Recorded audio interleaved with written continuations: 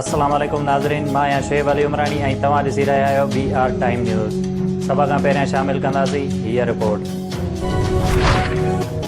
Army chief general Qamar Javed Bajwa जी सदारत हेठि formation commanders conference.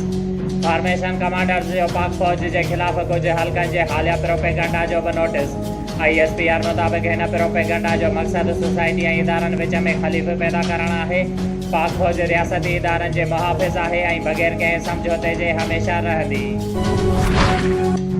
वज़ीर आज़म शहबाज शरीफ़ खाधे पीते जे ज़रूरी शयुनि में कमीअ जी हिदायत करे छॾी। रमज़ान बाज़ार जी मॉनिटरीअ जो हुकुम। मुआइशी माहिरीन जे हंगामे इजलास में नेशनल क़ौमी इक़्तिसादी तश्कील ॾियण जो फ़ैसिलो।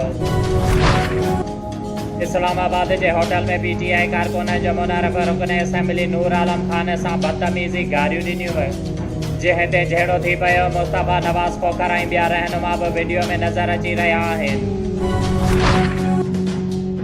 नवाब शाह बरसा फ़क़ीर जी खोईअ जे रहवासी मर्दनि, औरतुनि ऐं मासूम ॿारनि ग़ुलाम हुसैन चांडियो, मिसमात हमीदा मासूम ॿारनि ऐं ॻोठाणनि सां गॾु बिरादरीअ जे बासरनि जे मुबैना ज़ियादतियुनि ख़िलाफ़ नवाब शाह प्रेस क्लब ॿाहिरां एहतिजाजी मुज़ाहिरो कंदे दाहिद चयो आहे त PPA जो बासर अॻुवाण बाबू चांडियो हथियारबंद सैफल शाहनवाज़ शेरल पीरल ऐं ॿियनि सां गॾु असांजे घरनि ते बिला जवाज़ हमिलो कयो आहे। जॾहिं त असांजे घरनि मथां अंधाधुंध फायरिंग करे मूंखे, मुंहिंजे घरवारी हमीदा, धीउ फहमीदा, वाहिदा ऐं फिदा हुसैन खे ज़ख़्मी कयो, जंहिं बाद इलाइक़े वासियुनि जे विच में अचण बैदि हथियारबंद फायरिंग कंदा फरार थी विया। हुन चयो त असां बालूअ जा कुबा थाणे जी पुलिस खे इतलाह ॾिनो, लेकिन पुलिस बासरनि जी वंगार वहंदे असां मथां FIR दाख़िल करे छॾी आहे, जेको असां सां ज़ुल्म आहे। हुननि DIG SSP शहीद बेनज़ीराबाद ऐं ॿियनि बस वारनि खां मुतालबो कयो आहे त बिरादरीअ जे बासर बाबू चांडियो ऐं बालूअ जा कुबा पुलिस ख़िलाफ़ कार्रवाई करे असां सां इंसाफ़ कयो वञे। नवाबशाह में पुलिस वॾी कार्रवाई कंदे 151 किलोग्राम चरस करण जी दावा कई।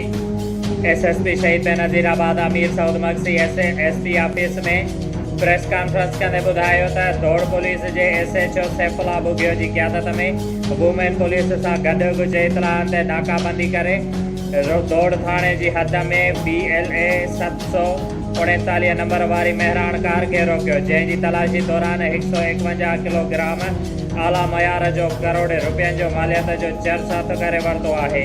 जॾहिं त कार सवार हिकु औरत समेत ॿिनि ॼणनि खे SSP पारां गिरफ़्तार करण जी दावा पिणु कई वई आहे। ॿिन्ही जवाबदारनि मथां मनीशियात रखण जे इल्ज़ाम हेठि केस पिणु दाख़िल कयो वियो आहे। गिरफ़्तार जवाबदार में शबाना ऐं तौफ़ीक़ शामिल आहिनि।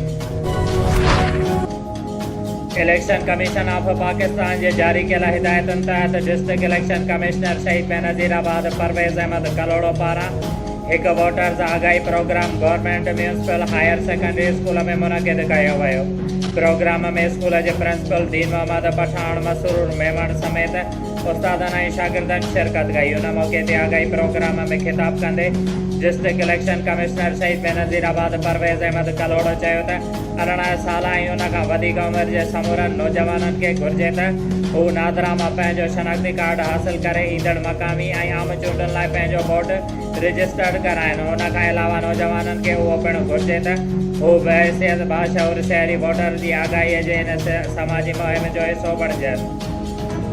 शुएब अली उमरानी खे ॾींदा इजाज़त। वधीक ख़बरुनि ऐं अपडेट्स लाइ ॾिसंदा रहो BR टाइम न्यूज़।